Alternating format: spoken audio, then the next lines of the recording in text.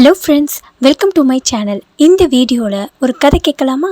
நம்ம பார்க்க போகிற கதை தாகமுள்ள காகம்.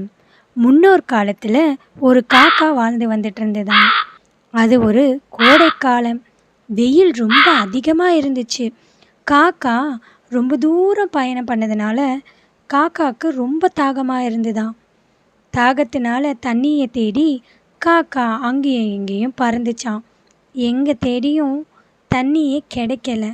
எல்லா ஆறு குளமெல்லாம் வறண்ட நிலையில் இருந்தது.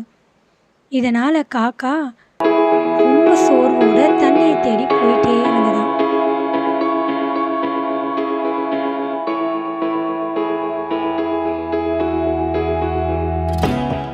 அப்படி போகும்போது காக்கா ஒரு பானையை பார்த்துச்சான்.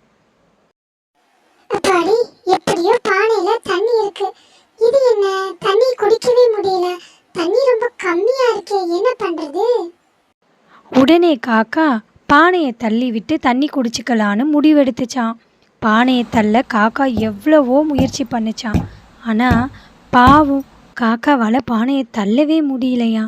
ஏன்னா பானை ரொம்ப வெயிட்டாக இருந்துதான். உடனே காக்கா அங்கேயே பறந்து சுற்றி சுற்றி பார்த்துதான் ஏதாச்சும் கிடைக்குமான்னு பார்க்கும்போது காக்காக்கு கற்கள் கிடச்சிதான். கல்லை பார்த்த உடனே காக்காக்கு ஒரு ஐடியா வந்துச்சான். இந்த காக்கா ரொம்ப புத்திசாலி. உடனே காக்கா என்ன பண்ணிச்சான், ஒரு கல்லாக எடுத்துகிட்டு போய் பானையில் போட்டுச்சான். கல் போட போட பானையில் அடியில் இருக்கிற தண்ணி என்னாச்சா, மேலே வந்துருச்சு. மேலே வந்த உடனே காக்கா வயிறு நிறைய தண்ணி குடிச்சிச்சான்.